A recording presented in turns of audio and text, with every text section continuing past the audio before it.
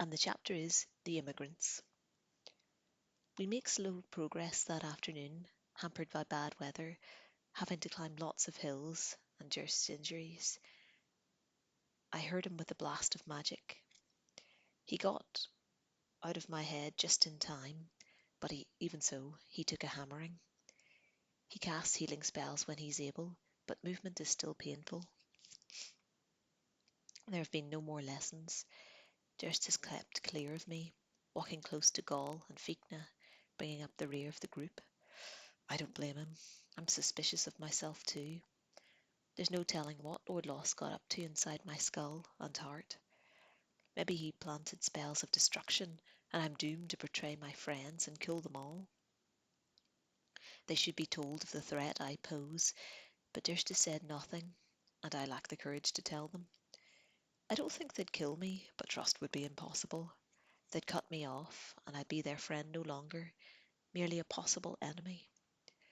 So I walk in silence and keep my fears to myself, wondering if and when the animal within me will burst forth. Either the magical animal of Lord Loss's making, or the beast of the MacGregor heritage. It's late afternoon when we sight the sea, dark blue with white, choppy waves smashing against the rocks on the shore, roaring like a monster. It stretches as far as the eye can see. I hoped I might glimpse the shores of Tarnaog from here, the legendary land which lies somewhere between this place and the other world. But if it's out there, as the legends claim, it lies beyond the sight of normal folk and magical folk too.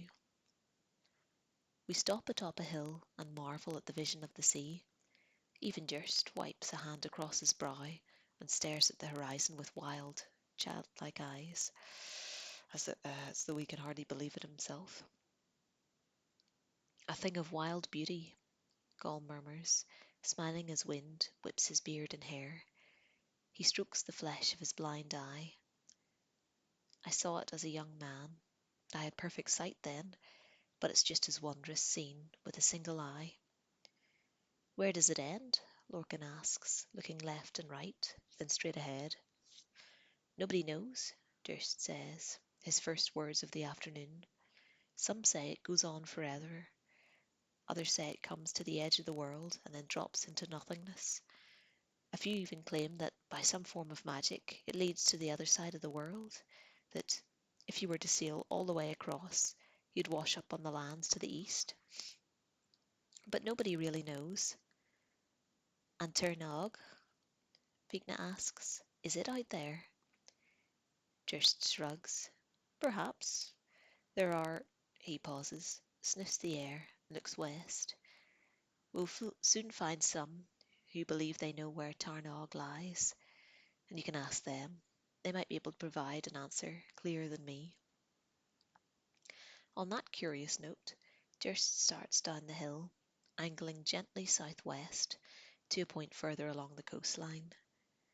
The rest of us cherish one last, long look at the sea, then follow reluctantly, abandoning sight of the great expanse of water, eagerly awaiting the moment when we come within view of it again. Night is close when we spot them. We've been walking along the edge of the coast for an hour, stumbling often upon a strange, flat, cracked layers of rock underfoot. The strength of the sea can be felt firsthand here. The wind, the spray, the tremors of the ground from the pounding of the waves. I'm amazed the land has stood up to a battering for so long. I always knew there was power in the earth, but it must be stronger than I imagined to resist such a relentless foe, day after day, night after night, year after year. We're all focused on the sea, watching the waves rise and crash, no two like the other. In some places where they strike, they rise up in huge plumes like smoke, spreading their droplets far in a fine mist. It's like a moving painting, never-ending designs. Because of this extraordinary show, we're almost upon the travellers before Lorcan, at the front of the group, glances up and realises we're not alone. People, he shouts, halting abruptly and pointing ahead. Squinting because of the spray, I spot a procession of 20 or 30 figures heading to a large boat bobbing up and down in a relatively calm cove. Demons? Conla asks, standing on his toes, as if that'll help him see better. No, Durst says, passing Lorcan without slowing. Humans? Gall calls after him. Not as such, is Durst's response. We look at each other uncertainly, then shuffle along after the druid. The travellers are creatures of legend, impossibly towering giants, the height of 3 or 4 men. Tiny, stick-thin people who might be the meddlesome leprechauns of myth, slender, graceful, pointy-eared fairies, weeping, pale-faced, dark-eyed, terrifying banshees. Others who look more like demons than humans, druids and priestesses too, all are part of the procession, winding their way to the boat, where others like them are patiently waiting, seated or standing, all looking west. Morgan's milk? Gall gasps, making a sign to ward off evil. And then he stops, confused, since, although these are obviously beings of magic, they don't have the look or feel of wickedness. The walkers have their eyes set on the path or boat. One of the druids happens to look up and spot us. He breaks off from the others and comes towards us. As he draws close, Ronan nudges over to Durst and whispers, "Is he a threat?" "No," Durst says, and he stops and waits calmly for his fellow druid, arms folded across his chest. "Who are they?" Fiachna asks, studying one of the burly, brutal-looking giants. We've heard stories of these fierce warriors in the past, part god, part human. But ancient stories are sometimes hard to believe. They grow in the telling over generations. Things get exaggerated. I always assumed the giants of lore were simply large, but otherwise normal warriors. Fiachna and the others thought that too. They were wrong. They are beings of lessening magic, Durst says, in answer to Fiachna's query. They came after the old creatures and flourished for a time in the magic of the past. They're leaving now. The magic of the old creatures has almost faded from this earth. Those that have matured can't survive without it. Their time here is finished. They go west in search of Tarnaog or death. His eyes were sad and also filled with longing. He wants to go with them. Do they flee from the Demonata? I ask quietly. Not necessarily, Durst says. Most have come from distant lands, some from the other side of the world. They leave to escape the Christians and other new religious groups. The world has changed and will change more in the centuries to come. Old magic is no longer dominant, and those who practice it have no place here. Why do they fight? Or why don't they fight? Gaul asks. They did, but only a fool continues to fight when it's clear the battle is lost. The other Jude reaches us and stops. He nods at Durst, who nods back, and casts a curious eye over the rest of us. Do you seek a place on our boat, brother? The Druid asks. Nay, Durst replies. I have other business. There won't be many more boats this year, the Druid says. This might be the last before spring, if you miss this one. I have work here, Durst says. This is a dangerous land, the Druid notes. Several of our kind have fallen on their way to this point. If you wait, the Demonata triumph within the next few months, then there may never be a boat again. My work involves the Demonata, Durst says. If I am successful, the boats will continue to sail. The Druid raises an eyebrow. You've set yourself against the demons? Aye, Durst says steadily. A perilous undertaking. You do it to keep the path of the west clear for those who will follow? No, Durst smiles. We should all be so self-sacrificing, but most are not, and I'm no exception. I do this for personal reasons.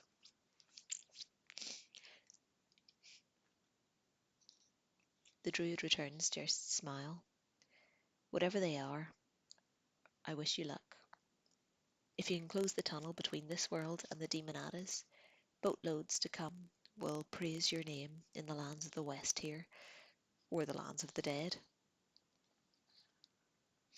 Both druids look at the boat and those boarding it. Only a couple remain on the shore now, untying the ropes which hold the boat in place.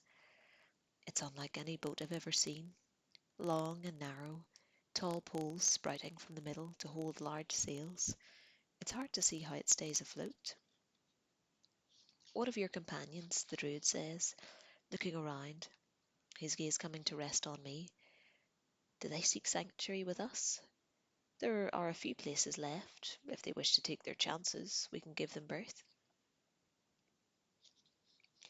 The druid glances at me, then speaks to the others. If you want to go, I won't stop you, but I might have need of you all in the days and nights to come. Remember, if I fail, your people will pay the price.